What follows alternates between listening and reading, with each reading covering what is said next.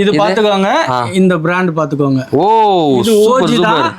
ஆனா அதான் சொல்லல, எனக்கு ரேட் கம்மியா வந்தா நான் ரேட் கம்மியா தருவீங்க. இது 15 தரேன். 1500 குத்தலாம். ஆமா, இது 1500 ரூபா. என்ன பெருசா இருக்கு சைஸ்? இது பெரிய சைஸ் தான். 9 to 11 வரைக்கும் இருக்கு. 11 வரைக்கும் இருக்கு. 9 to 11. பாருங்கப்பா, ப்ரீமியம் வேற லெவலு.